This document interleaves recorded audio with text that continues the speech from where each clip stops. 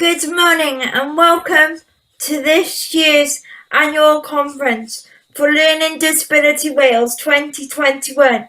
My name is Annie Hugo and I will be chairing today's annual conference. I'd like to give you a bit of information on my background. I am 30 years of age and this will be my fourth conference that I have chaired, twice in the Holiday Inn in Newport and my second time on Zoom. I have cerebral palsy and osteoporosis, and I use an electric wheelchair to get around. I was very pleased that Simon asked me to do this year's annual conference again this year and find it a great honour. Now let's get on with the conference. To start today's session, we are first going to hear from Zoe Richer, CEO of Learning Disability Wales. Thank you, Anna, and thank you for once again so expertly chairing one of our conferences for you. It's lovely to see you back. Thank you. Bore da, croeso. Welcome to those returning from yesterday, our opening of the conference, and welcome to all those who are joining us for the first time this morning. It's unusual for us to be online for many, many years. Our annual conference has been held around Wales, and it's been a chance for us to get together. In the hundreds, it's fair to say, I think, over the last few years. It's been a really well-attended conference. However, it does mean that we're online this year, in order to remain safe, and it means that we're saying hello to new people who previously haven't been able to attend Learning Disability Wales's conference. So welcome all, new and old. It's really great to be speaking to you today, and indeed to see so many people here, although seeing so many people here is a bit of a different view than I normally have, and I'm not sure which is more nerve-wracking, a sea of people in front of me or seeing the numbers tally up as you enter the conference. So welcome. The conference theme this year is employment. It's a really important theme, and historically I've worked with young people over the years, and it's something that they all talk about to me. What's happening? What am I going to do when I'm older? So employment is our theme for this year, and during the week we're going to take you through different aspects. So yesterday was hearing real stories, and indeed we will continue to hear real stories from individuals through the week. But today we're looking at barriers. Now, you'll hear from experts after me about what the barriers are and what we're doing in Wales to overcome them. But one of the things it's fair to say is that employment has changed. It's changed dramatically, I think, during COVID, and how people are employed have changed dramatically over COVID. And it's important for Learning Disability Wales to be at the cusp of that and understanding what employment means for people with a learning disability as we go through and move into our new world. So the figures before we went into a global pandemic were pretty stark, and we knew that around 6 out of every 100 people with a learning disability were employed. We've received figures last week that says that that's taken a fall, and we now know that only 5 out of every 100 people with a learning disability are currently employed in the UK. And that will be because of COVID, and it will be because of lots of reasons. But what we're really certain that we're going to do is we're going to find the reasons why and look at those opportunities for people as we move forward. I told a story yesterday about the Engage to Change programme that we're part of in Wales. And that when we started that programme 5 years ago, it was my task to go and speak to young people and find out what they wanted from employment, what jobs they wanted, where did they see themselves in the future, what support they needed, what did they need to be doing in school and in the build-up and college and run up to employment. And I spoke to a group of young people from the Young Voices for Choices project in Pembrokeshire. And it was quite difficult for them to imagine what jobs they wanted. And they struggled with it a bit. And I said, well, when you were a child and your mum, dad's, parents, friends came around and said, What do you want to be when you grow up? When the teacher said, what do you want to be when you grow up? What were your answers? What did you say? And the majority of young people in that room told me that nobody had asked them that as a child. And that was really important. We have to create aspiration for young people to move into the world of work. We have to start that at a very young age. We can't suddenly get to 17 and 18 and start thinking about futures. We have to do that from the very beginning of children's lives, and education and engagement with services and education. So we're going to hear from the experts today, and we're going to hear about barriers. One of the things that it's fair to say that we're working on from Learning Disability Wales's perspective is around looking at large-scale employers in Wales. So looking at the NHS, looking at local authorities, and looking what they can do to support young people with a learning disability into employment. And we're going to hear a little bit about that later on. But from me, I'm going to hand back to our chair. Wish you a good conference. Hope I'll see you at more events during the week. But have a good day. Thank you very much. Thank you, Zoe. We are now going to hear from Dalith Lloyd Williams. Sorry, my name's Dalith, and I'm going to talk today initially with some slides. So this slide is just words, labels, perceptions, prejudices. What does that even mean? Basically, it means that people can sometimes have ideas in their heads about you without even getting to know you. I'm going to talk today about whether words like these are important and how they might affect you getting a job. I've been trying to think what labels people might give me. I've thought of two. Grumpy, because sometimes I am grumpy, and rubbish cleaner, because I don't like housework and I'm not very good at it. I'd like everyone to think about what labels people might give you, and I'll come back to that later. Now, 2 years ago, I went for a job interview. Even though I know that sometimes I am grumpy and that I am a rubbish cleaner, I was very glad that no one told the people I wanted a job with about those things. Those things didn't mean I wouldn't be good at the job. Not everyone is so lucky. Some people find that their labels go with them, and people don't bother looking past those labels. I'll show you what I mean. This says label, can't learn rules. Reality may get there her own way. Without even getting to know her, people say that my daughter Rhiannon can't learn rules. So that is a label for her, can't learn rules. They probably say this because of some other labels she has, like autistic and learning disabled. Those people that won't bother getting to know her will not give her her job.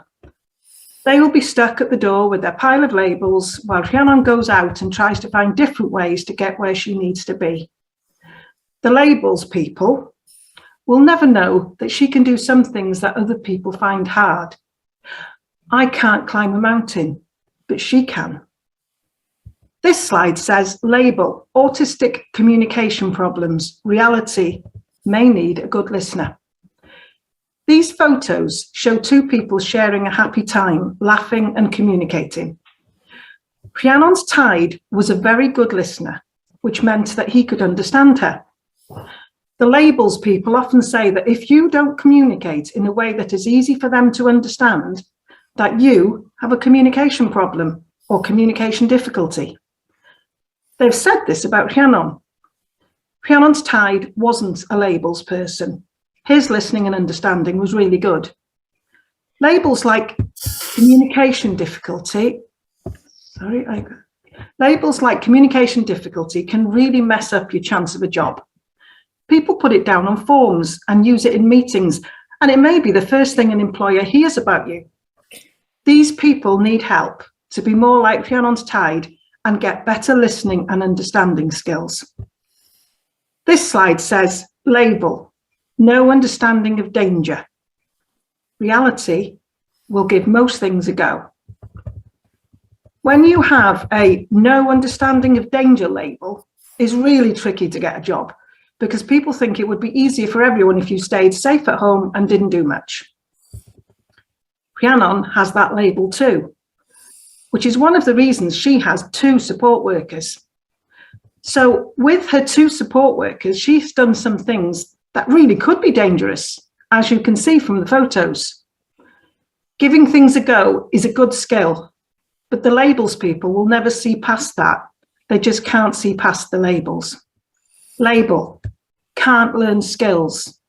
Reality, may need a good instructor. Rhiannon has had the can't learn skills label a lot. It's a really rubbish label to have. These photos show Rhiannon being taught a skill and then operating a pallet truck herself, proving that she can learn skills if the person teaching is good at what they do. This is a place run by our council where they have really good instructors who have taught her to use engineering machines, to use tools like screwdrivers and drills, to stick to safety rules, to make things herself out of wood like benches and bird tables, and to socialise when it's time for tea break, because that's a skill too. The really good instructions there, don't worry about labels, and they are definitely not labels people. This slide says label and reality. Team worker, friend, inspiration. What do I mean by that? This photo shows Rhiannon working together with someone, team working. Instead of thinking about labels that describe problems, this person got on with working with Rhiannon and always used positive words about her, like those on the slide. Being labelled a team worker, a friend, or an inspiration doesn't feel so bad. This person spent time getting to know Rhiannon, used her listening skills, and saw much more than the labels we have been talking about. We need to help employers see that sort of thing too. This slide says skills and training. So we've seen what has been difficult for Rhiannon and some of the things that have got in the way of her getting a paid job. So what can we do? We can get the good listeners, the people that will take time to get to know her, the good instructors, get the people who can see past labels together. Get those people together with the people who have workplaces and together with local councils to provide training.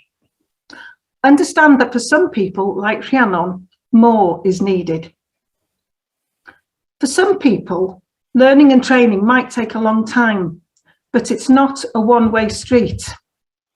Rhiannon has much more to offer than her labels imply. If the councils and the big organisations like our health boards could show the way on this, setting up apprenticeships and opportunities, the private sector will follow. If we made changes, perhaps to day services, not just to put a pottery wheel in the corner or look at upcycling projects, but to combine the enjoyment of experiences with gaining and growing skills. As a trained teacher, I can tell you that the best way to learn is when someone is enjoying what they're doing. Some people will be happy with the experiences themselves, but others would benefit from a structured gaining of skills that could be a pathway to employment. Both could sit comfortably side by side under the same roof. This slide says work. These photos show Rhiannon hard at work. She has her own steel toe-capped boots and the right clothes for the job. However, her labels mean that this is voluntary work, not because she doesn't work hard and not because she isn't any good. Even getting training is nearly impossible, and lots of places don't understand how much it is valued and needed. Labels, preconceptions, prejudices, they all end up meaning the same thing. While we let them get in the way, we are failing people like Rhiannon. So now I would like you to remember the labels you thought of earlier on about yourselves. You might remember that mine were grumpy and rubbish cleaner. I hope you, like me, can choose whether your labels are okay for you or not.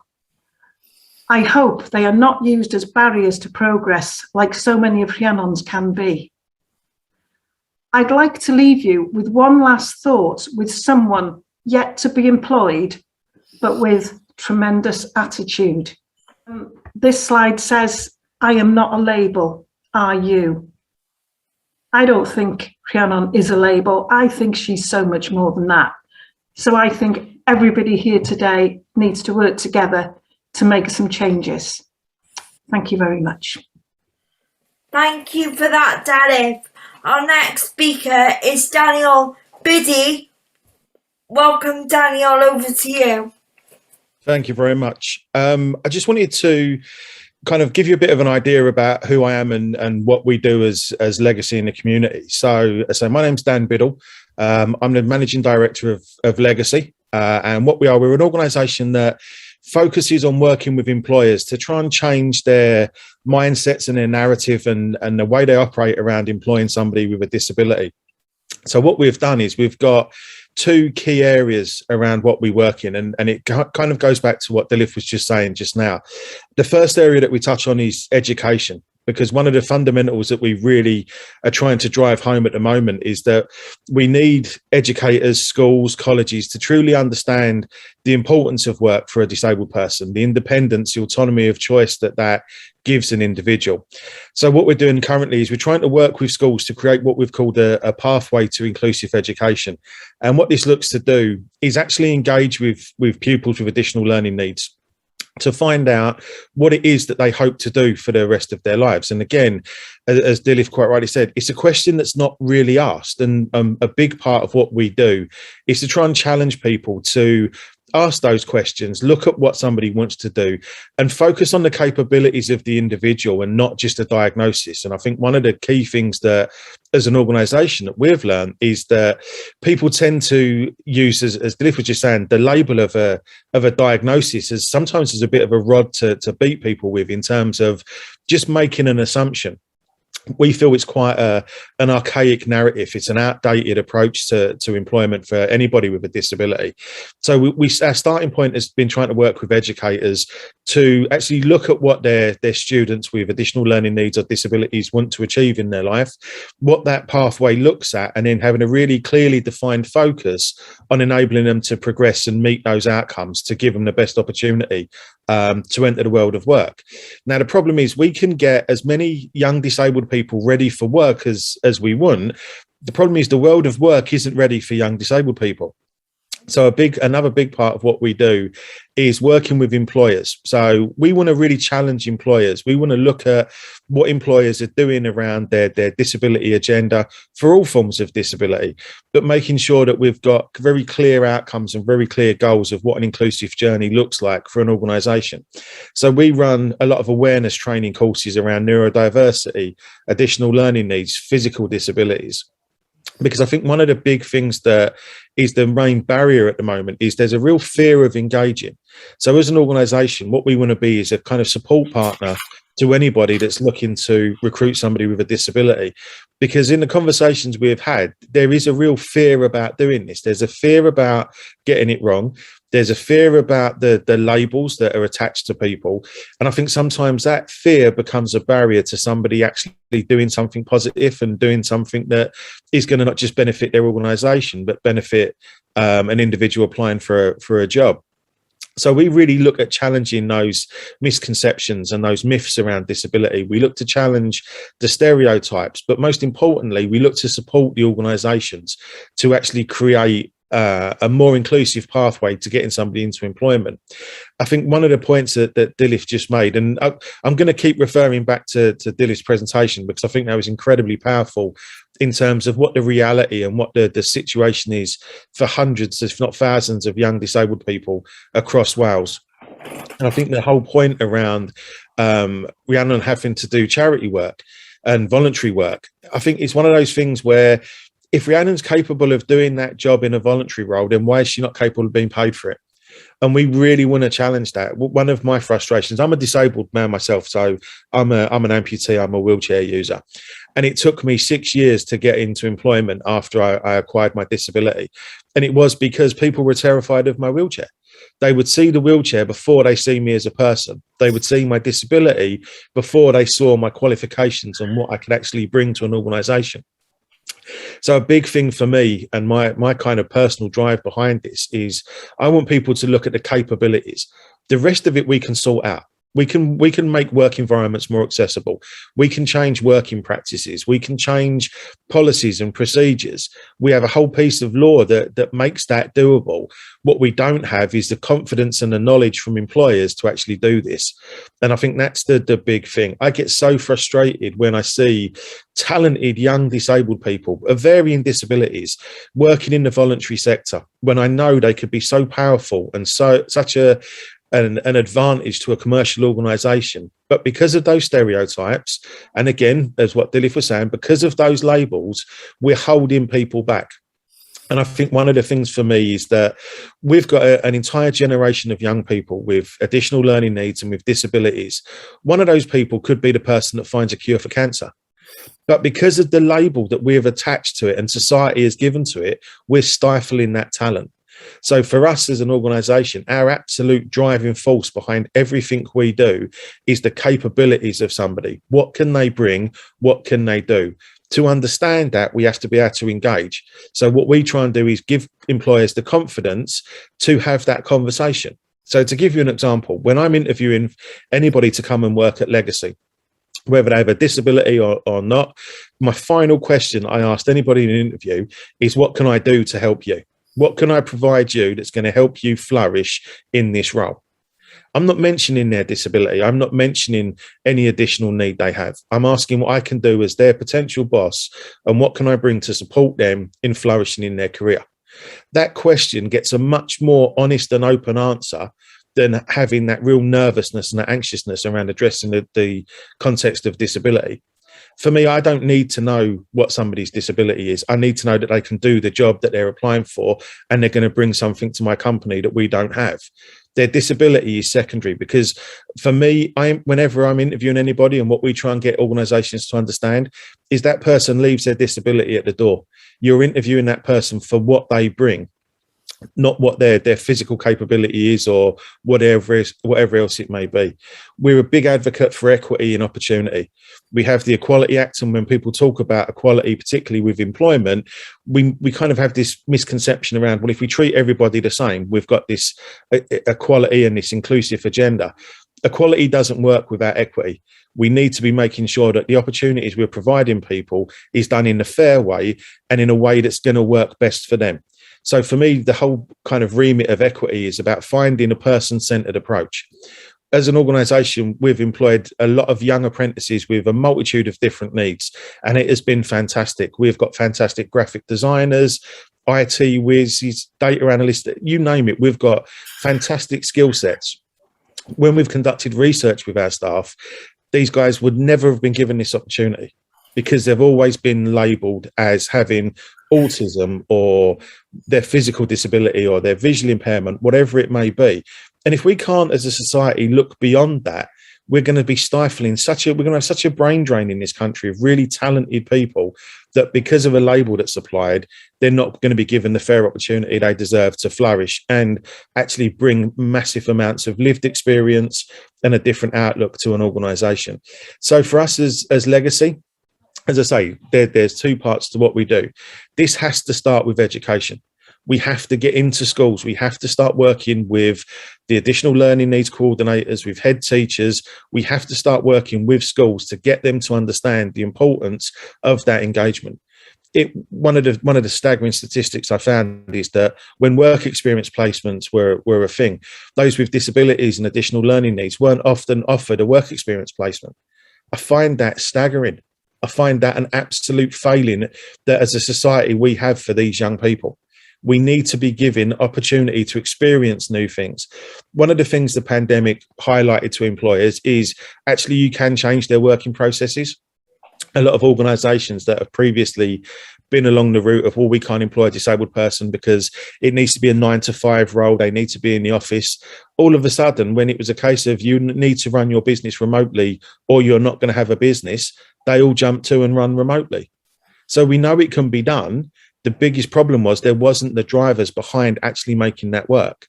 Working from home for somebody with a disability is the first step. But for me, part of employment is that social interaction, is that camaraderie, is making those new friends.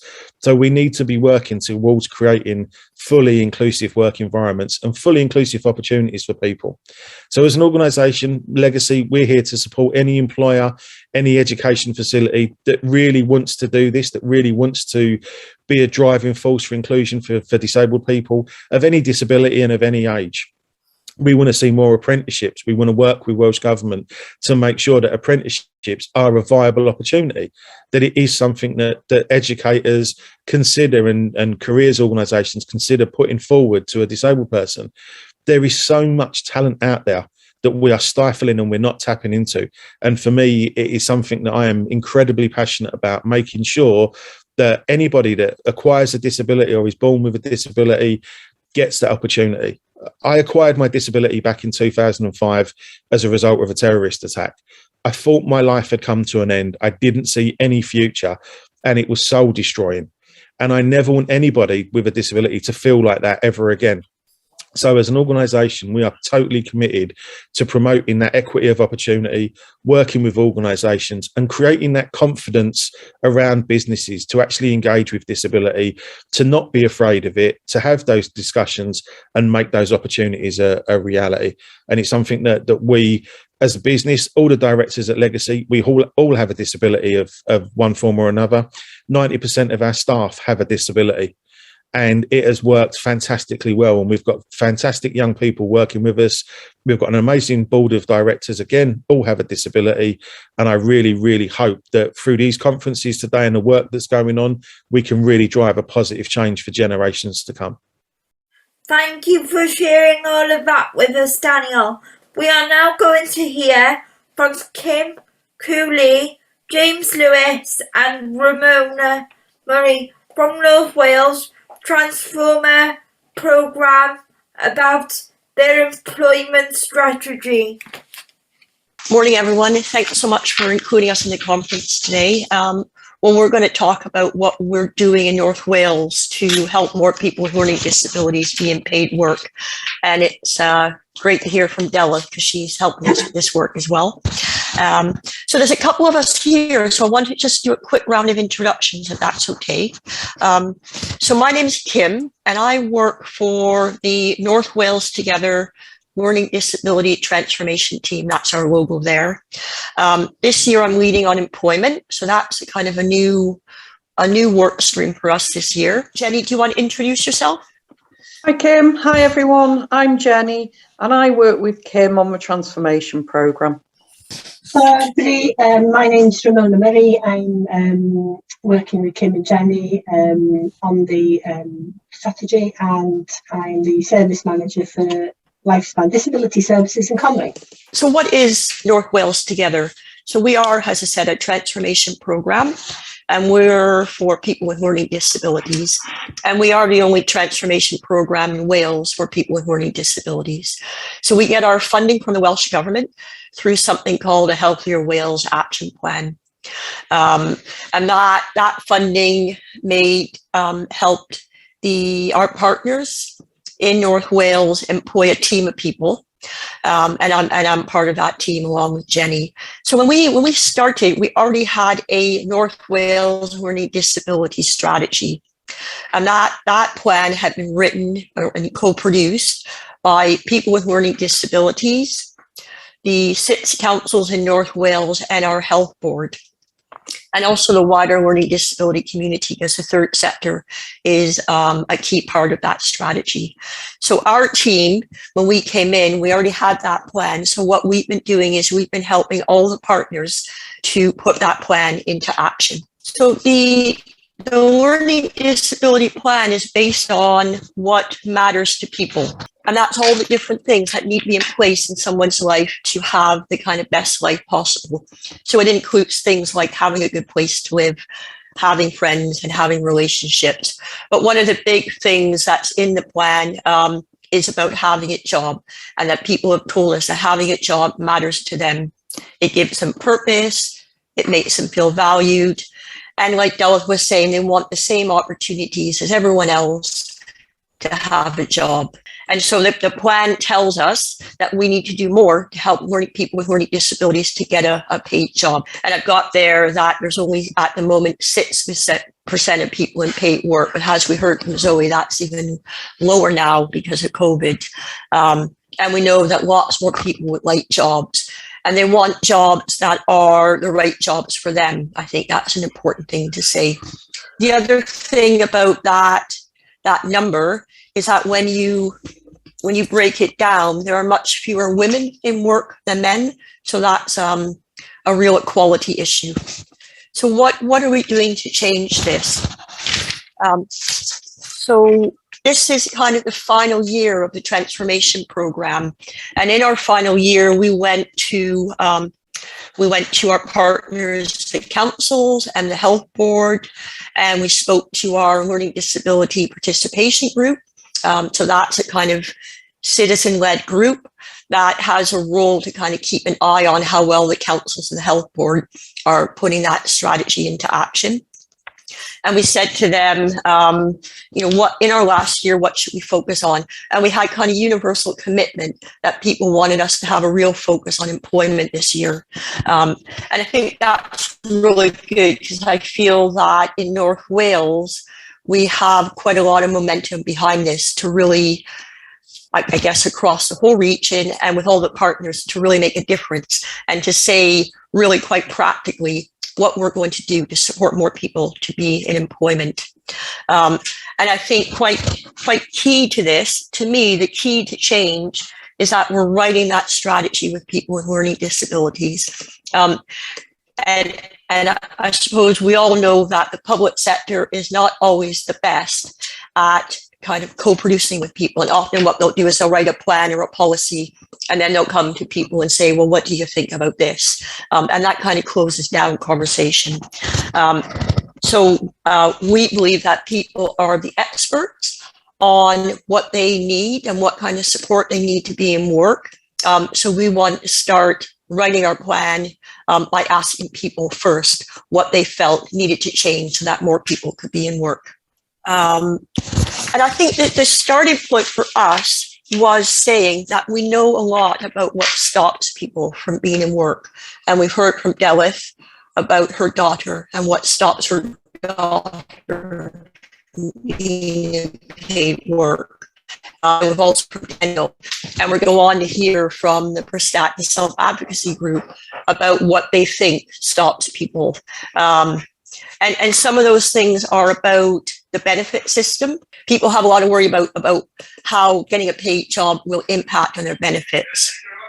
We've heard a lot about aspirations. And I think we have a problem with a culture of very low aspirations about what people with learning disabilities can do and achieve. I think the other element here is about accessing the right support and at the right time. I think a lot of services that are there to help people into work have not been designed for people with learning disabilities. They've been designed for other groups, and then people with learning disabilities are expected to kind of fit into that. And a big thing, which we've heard again from other people, is that big employers like the councils and the health board are not doing enough to help people with learning disabilities be in paid work. And again, as Stella said earlier, people who have more complex needs can find it really difficult to find paid employment. So that's our starting point, I think, for the employment strategy is we know a lot about what gets in the way. So how do we actually start to turn some of that around? So in North Wales, what we want to do is to get some real actions and real commitment to what we need to do to tackle those barriers. So what we've been doing kind of starting in mid-October is we've been going out and speaking to people about their ideas for change. And we've done this in a number of different ways. So rather than having a big conference, because that's quite difficult with COVID, we've offered people a kind of a range of ways that they can feed in. So we've offered face-to-face workshops. We have run online sessions, which I'll go on to talk about. We did a kind of a toolkit up which we sent out to organizations who are supporting people with learning disabilities to say, can you help us, work with a group of people or with an individual, fill in the kind of toolkit, and kind of get people's ideas that way. So trying a lot of different ways to give people opportunity to kind of feed in. And certainly in North Wales, I think we're finding that engaging with people at the moment is quite difficult. I think that's because of COVID. I think people are still a bit wary of coming together kind of face to face. I think also they might be a bit kind of zoomed out, really. And I think that we are asking people kind of at the moment to respond to a lot of different kind of consultations, etc. So that it has been quite difficult.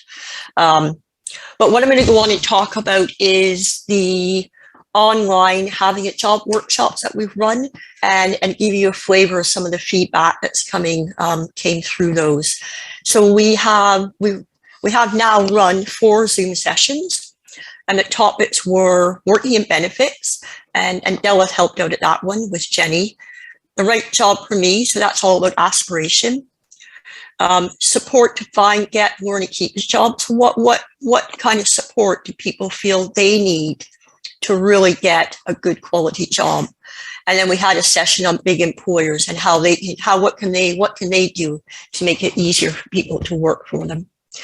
Now, I need to be honest, we didn't get people at all these sessions, but the feedback we got and some of the feedback that's coming in from the toolkit, we've managed to kind of give a flavor for each of those workshops. Okay, so this was the working in benefits workshops. So we started with what people had already told us. And as I said, people are worried that they'll be worse off if they get a job. I think the other thing here is people are worried that if they start a job and they change their benefits and it doesn't work out, then it can be very difficult to get back on those same benefits. So that's a real kind of worry for people. We know some people don't have control over their own benefits, and that can make it difficult for them to make choices about working and what will happen with those benefits. And it's also very important before people start to work that they get really good advice and information that's individual to their situation about what might happen to their benefits if they do start work, and also what other benefits they might get if they start working. So the kind of ideas that came back from people about this, I'm just going to move this over here, is they want information and advice from benefit experts, and they want that to be independent of the benefit system. And I think this is a really important point that came through every workshop, is that people with learning disabilities want to be supported by people who know them, that they can trust, and who understand the needs of people with learning disabilities. And they also want those services to advocate for them, so to kind of be in their corner. Okay, the right job for me workshop. I think, as we've heard from both Daniel and Della, that there are too many people think that people with learning disabilities can only do very basic jobs, and we know that's not the case. In North Wales, most people leave school or college and they go straight into services or unpaid work rather than a paid job. And as Della said, we have a lot of work opportunities in North Wales, and it's not to say they're not good services, but that sometimes people go into those and they never kind of move on from there. So it's kind of seen as an end in itself. Certainly young people at school are not always given enough choices. We know most young people who are in special schools in North Wales will go straight into college after school, and they all go into the same courses. And no one at that point, as Daniel's saying, is really talking to them about the option of working. And we know families can often be nervous about their son or daughter getting a job. They can be worried that they're going to be bullied in the workplace, that they're going to feel that they're different in the workplace, and that job doesn't work out as a result, and that ends up being quite demotivating for that person. So in terms of how we might change that, I think young people moving on from school would benefit from, I think, more advocacy and self-advocacy so that they have a real voice in what they want to do next. So I think too often people are just kind of, it's like, well, everyone else is doing this, so let's just kind of go with the flow. I think people with learning disabilities, and particularly families, have told us that they want more inclusive options for their children, that they want to be educated alongside their peers at school and at college. So Daniel, you were talking about inclusive education, and certainly I would agree with that as a real way forward. And I think people with learning disabilities and families what would motivate them is if they could hear from other people who have found paid work. So that the idea of having kind of having champions and kind of peer advocates, they felt that would be something that would really help them consider paid work. Okay, support to find, get, learn, and keep a job. So what people have told us, so there are not many people with learning disabilities who have a paid job. We know that the employment rate's very, very low. In North Wales, we do have a lot of services there that are there to help people find work. But people don't really know about them. And also, I think the kind of key thing is it's confusing to people to know what service is going to be right for them. And whether that service has actually been designed for someone with a learning disability. So people have quite a lot of apprehension around that, about actually knowing where to go to get good support. So ideas to make this better. And I think this is absolutely key, that people want support that is actually co-designed with people with learning disabilities, and which is based on the actual needs of people with learning disabilities and how they want to be supported. Again, trust comes through here as another kind of fundamental thing. So this came through quite strongly, that people told us they need to trust the person who's helping them to find work. And they need to know that they have their best interests at heart, so that there's not another agenda going on, like we want to get you off your benefits, or we have targets to meet, so we need to think about those targets. They want to know, so that kind of some of the ideas people told us, they want help from their social worker, or they want help from their advocate, or they want their family to help them. So I think that's quite key as we move forward to see, well, if we're going to put any kind of service in place, we need to make sure that it's something that people can really trust, and that it's based on kind of shared values. And again, people want more support from kind of their peers and champions. So to me, that says, again, if you're going to set up a new service, that you make sure that service includes people with learning disabilities in paid roles, and that they're there to help people to find employment. And the next one is about big employers and how they can make it easier for people to work for them. And this is a big hot topic. And this is something we're really committed to doing something around. So in North Wales, our health board is actually getting better and employing people with learning disabilities. They're involved in engaged change and protest search. And they've done a lot around accessibility of their recruitment. The councils are not good, but they have told us that they know they need to get better. So that's a starting point. Most of the councils don't actually know how many people they employ, and that's a bit of an issue.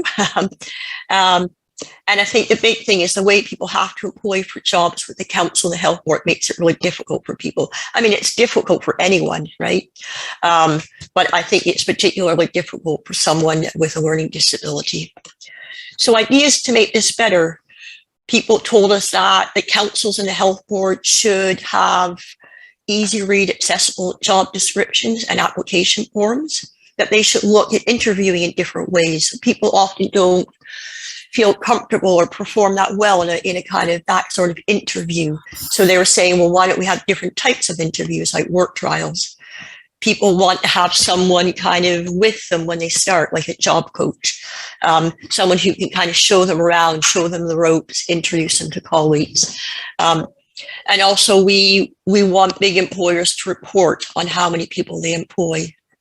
So what James told us was about 10 years ago, the job centre referred him to an organization to help him find work. And he spent about 2 years with that organization. And what he said was every week he had to come in and they sat him in front of a computer and he had to look through all the different job vacancies to see if he could find anything that he was interested in. And he did that for 2 years. And I think finally he probably got a bit fed up and he found a job that was available in a local bakery. So that organization did help him apply for that job and he did get that job. And what he told us was on his first night, the organization took him along to the employer and he was left that night on his own to close up the bakery. Now, what he said, and I don't know if the organization realized that James has epilepsy. So to leave him there unsupervised was not only a poor experience for him on his first night, but also very, very dangerous. So he left that job. And he was unemployed for 10 years. He's done a lot with the program. He's been really involved in all sorts of things with All Wales People First and with Learning Disability Wales. But through our funding with the program this year, we provided funding to Conway Connect to set up a peer-led annual health check project. And as part of that, they created 14 new jobs for people with learning disabilities. And I think James was successful at getting one of those jobs. And I think, as Delith was saying, what James said was that, you know, in his view, it's important for the little guy to be heard and for people and employers to look past the label that I have a learning disability and to see the person behind that. And to him, he feels that's what Conway Connect did. They saw what his abilities were rather than his disability. Okay, I'm going to finish up here. So basically what we're going to do, once we've got all people's ideas in, which should be about mid-November, we're going to write the first draft of the plan based on their ideas.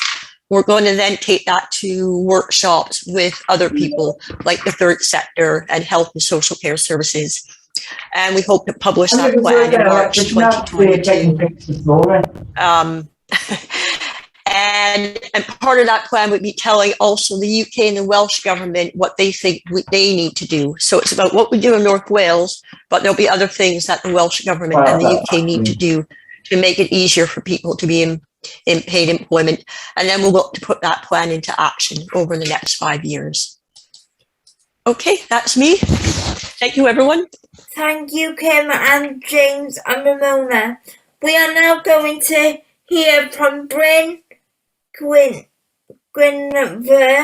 and James McCall and Stephen from Pestet Self-Advocacy about barriers to work. Before we start our film, please count how many barriers you find in our possession, 8 or 10. Probably even more. The presentation we show now is a presentation the group made in November 2019, and we made a little film out of it. It seems to feel like when people don't seem to see the disability that is within the person and trying to find people that you might know, like a friend, you could ask them if they have any work around their workplace or anything like that. So you think your own initiative is not supported? Yeah. And when you have a work experience which you got yourself, are you getting then support from?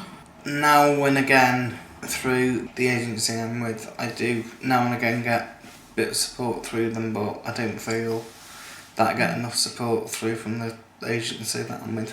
Do you have the feeling that your skills are proper assessed? Regarding my skills, I don't think that they're properly assessed, because from where I'm sat, they don't seem to be finding me the work in which I'm asking for. They try and say, oh well, there's a certain job here that might be more suitable for you. They don't really look at a certain area of job that I want to look in. We have contact to engage to change. You are already told for that. Do you think that there is support for you which is there for your age group?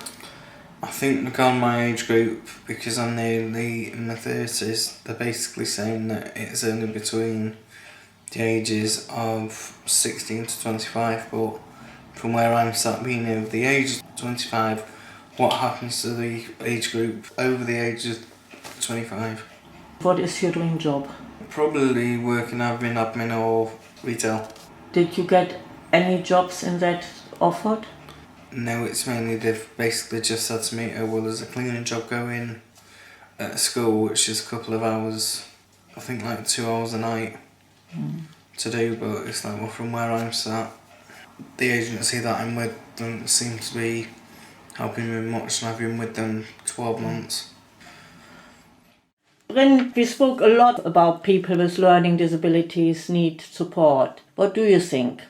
We need people understand and to learn, and people like understand and learning how you get people involved from each county, and we better get right straight answer to get people involved.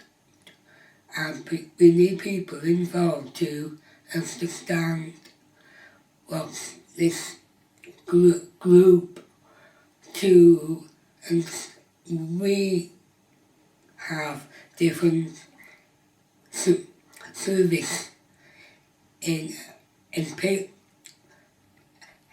able to get people to understand, to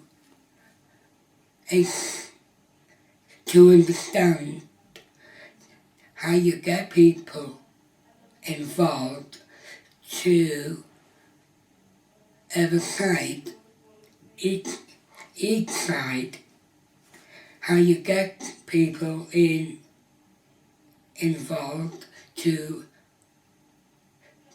learning, to understand. And we got different type of advocacy group meeting of people more like us, really.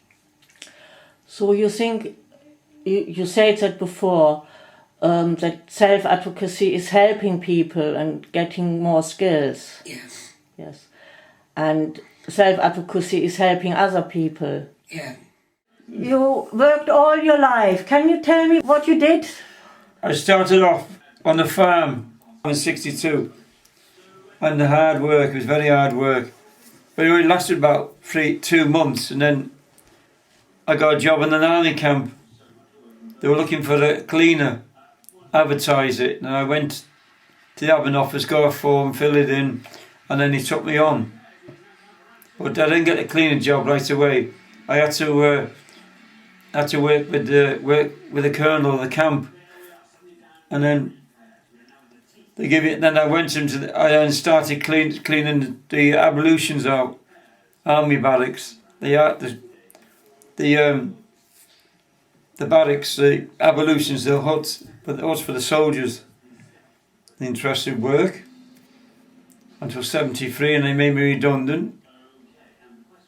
I got paid redundancy money, and then I got a job in a factory in Rill, and that was it. So that lasted for a matter of 4 or 5 years, and I was in the centre in Rill in 1954.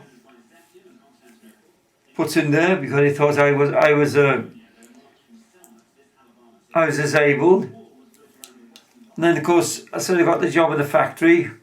I left that in 2009 and that's it. Then I joined the Legion up here, British Legion, Prestatyn branch. So Well, I was in rail branch and I left the rail branch. Then I joined the Prestatyn branch. so you work for the Legion volunteer? No, I was a Legion member. I joined the Legion member. As a military member. Club member. Which is owned by the Queen. She's the patron of the Legion. And so I served the Queen. I served the Queen in Cambernauld. That's interesting, that was. But you don't get money for that, don't you? No, I pay member that. You do Paid member, fundraising. yeah. But I don't get paid for being a member, I just pay a sum. You do fundraising, don't you? Oh yeah, that's right, yeah. Then of course I joined the Red Cross in '89. I was there for say 10 years, still a member. The Red Cross, volunteer. I was a welfare nurse.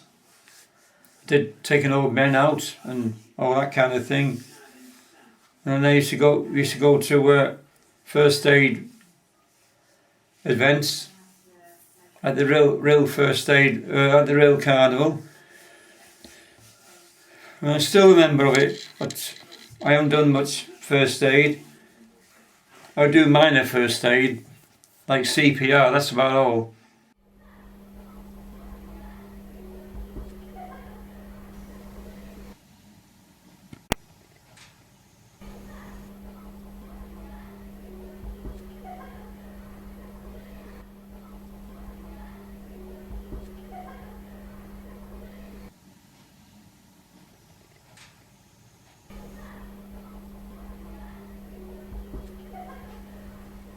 They don't know if they're going to get the job until after their employment life. And then, of course, the money. They don't think they'll get money to live on properly. Because also the travelling to and from work is a little distance away. They just can't get over that. But I think Jeremy Corbyn said he can put, hopefully feeding power is going to go to £10 an hour. But people still won't understand where the money comes from. James, speak a little bit about what you expect should happen when you are in a job. When I'm in a job, I would expect that the people or the manager, the staff that you're working with are friendly, approachable. If you have any problems, you can go and speak to the manager or your fellow co-workers. Do you think because people with learning disabilities have less confidence, or perhaps sometimes they are more insecure for other reasons, that job coaching needs to be done? I think with the job coaching, more that needs to be done around people with learning disabilities, as if they're having trouble trying to get back into work or trying to find a job, they need to start either helping through friends, family that might know of somebody through a friend in order to get in touch with someone. You say you are with re-employed. Do they give you job coaching when you start on a work experience? They should give me job coaching, but as I'm helping out a friend over the summer, as I've worked there before, I know what I'm doing. Do you think it is important that people with learning disabilities have work? Yeah, we need people. They will get people involved. How you get different calls to how you get people involved. How people involved is different for people, and people like people in every side. Then you do how you get people involved, and the wealth company, how you get them involved with it. And we need people to understand them, how you get people involved. We've got different type of courses, and we do understand what we say, and we do understand how you get people get jobs.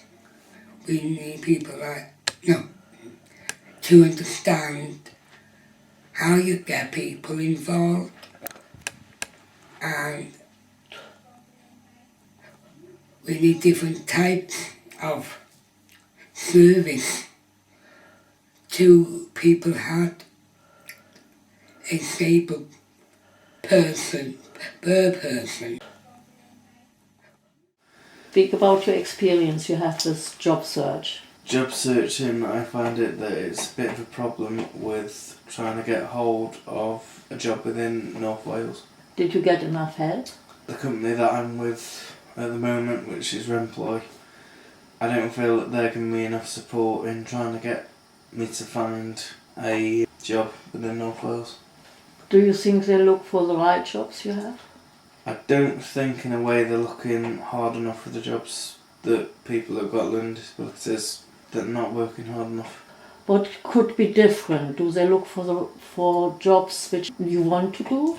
I don't think people who've got learning disabilities, they don't look at jobs that are pretty easy for people with severe mobility skills. They look at more probably hard. So they're more for physical disabilities, less than learning disabilities. I know you are really good on computers. Did you ever got a job offer from them or support to get into a position where you can use your skills? I've not been offered anything as such yet, but I'm hoping that something in the pipeline should come. Did you ever had an experience in a job interview where you thought people were not prepared for you? No, I don't think I have. It's just been if there's been an interview, I've just been going in hoping that I've given a strong enough answer in answering their questions. Mm-hmm. So they had no consideration for your learning disability? No. Did you tell them that you had a learning disability? I told them, and it's also on my CV that I've got learning disability. You gave me once an example about a job you had and where you were in the first week where they left you alone without coaching. This was through Remploy. They gave me a job at Ham Bakery Mill, and they basically said to me, we're not supposed to be here after closing time. Basically, you're left to lock up in that. Which on the first day that I started, I felt a bit frightened and thinking, well, if this is how this is supposed to be, I don't really want to be in a job like this.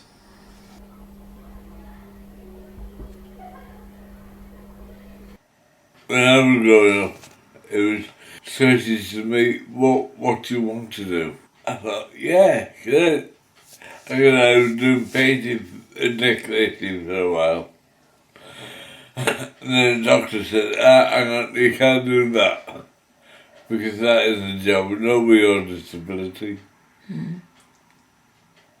I thought, I'll change it. I go into catering. Mm. Well, I'm child catering. I ended up then in storekeeping, stock control, which was great.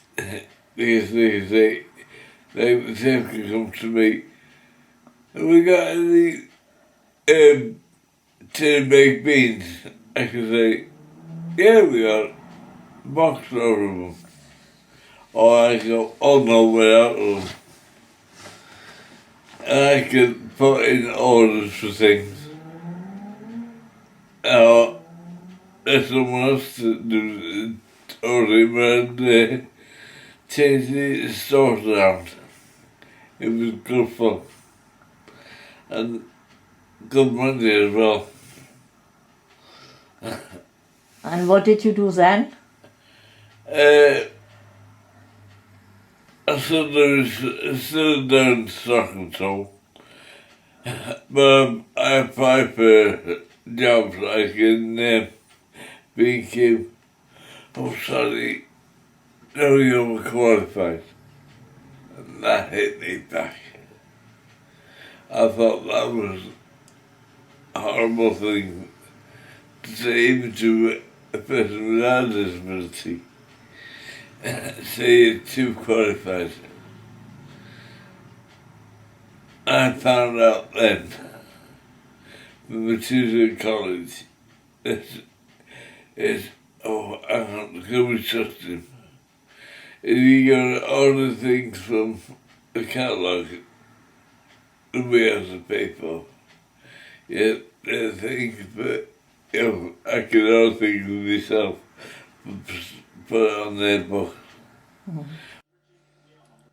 Do you think that people with learning disabilities getting their fair share when it's coming to work? No, I don't agree. Like they got this credit, they got this universal credit. I think it's a lot of rubbish because people are getting judged. If you got a lot of money, they stop half your credit. You shouldn't be having your money stopped. You should get the full credit. And they aren't getting treated proper. Second-class citizens, as far as I'm concerned. Why reading the television, the news? Okay.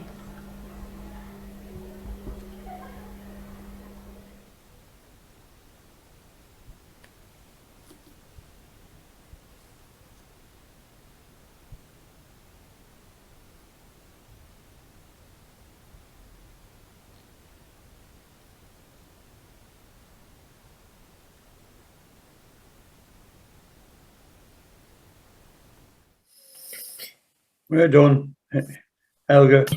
Okay, thank you, Malcolm. It is now over to our audience.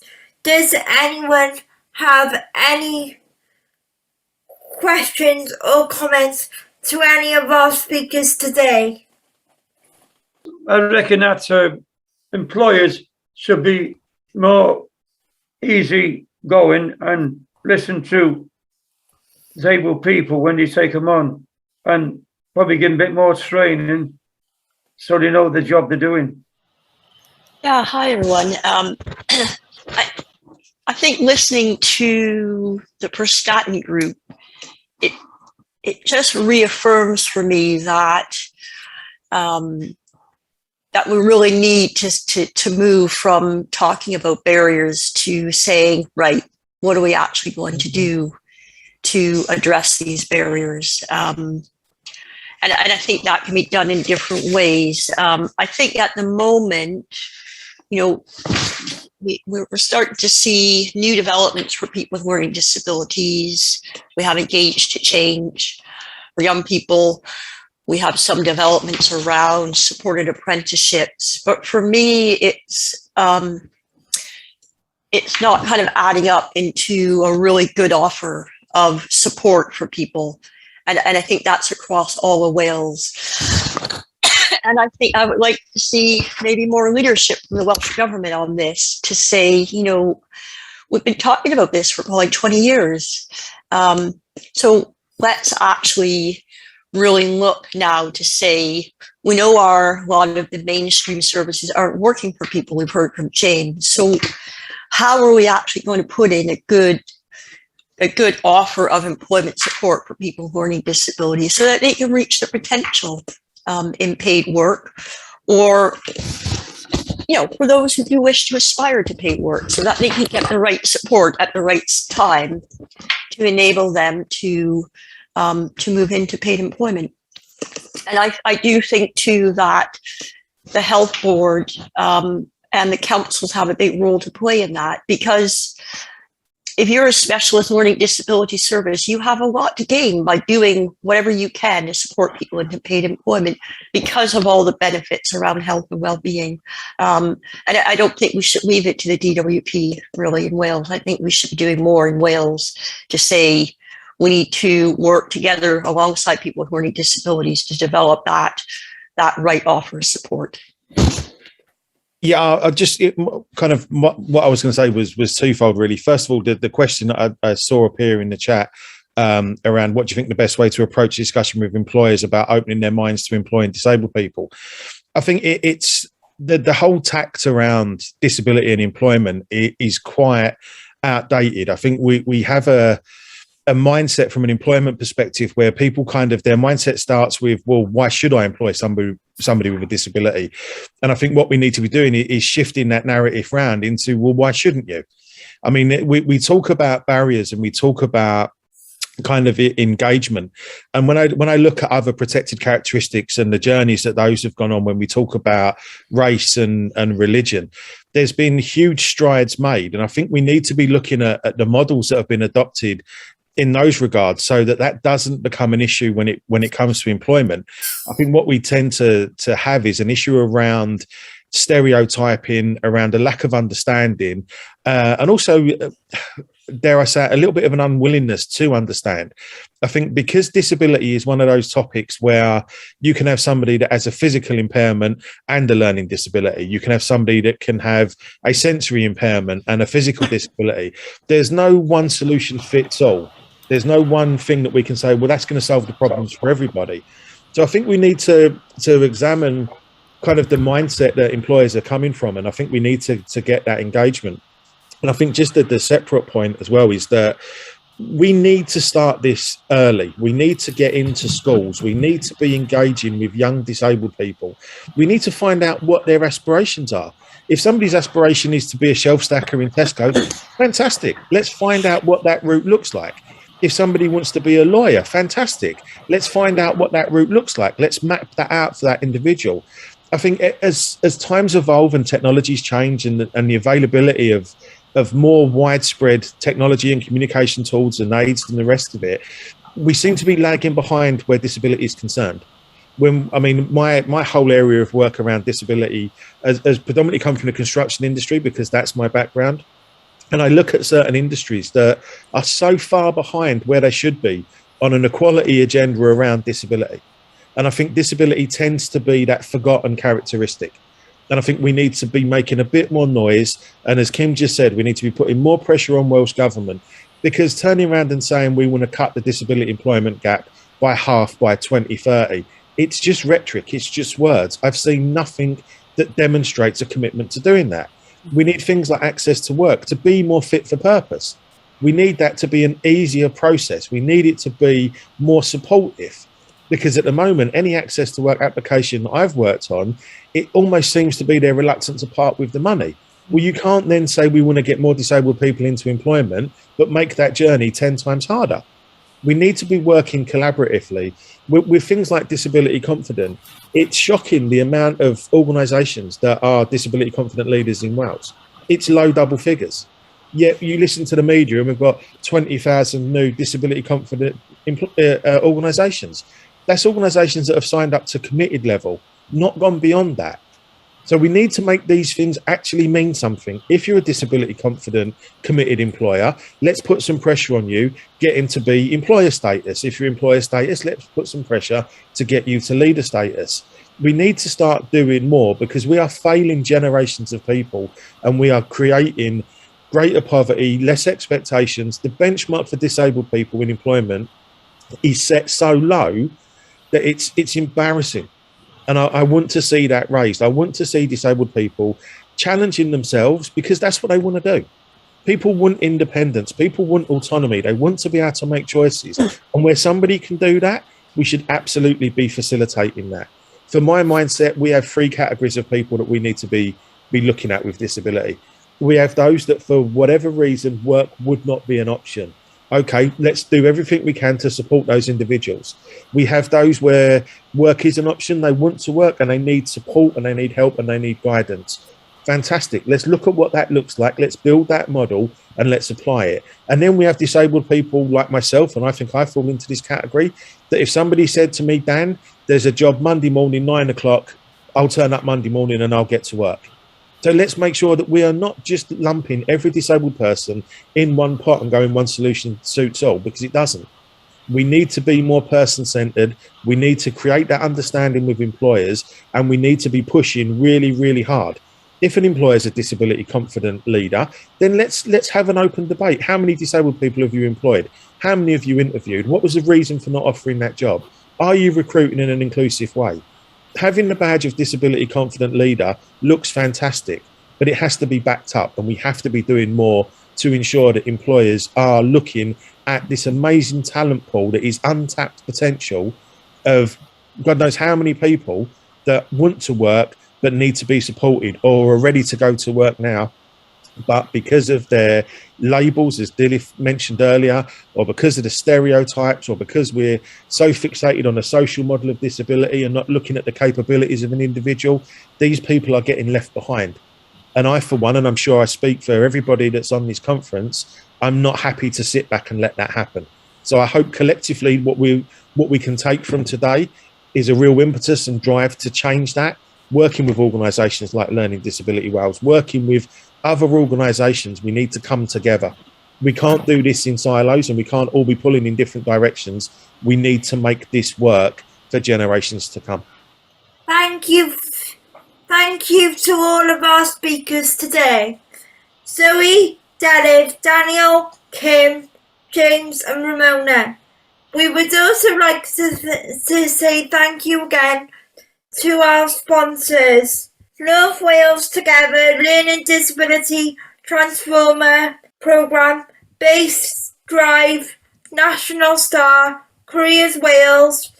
I would like to thank all the speakers that have participated and for Learning Disability Wales for hosting this event.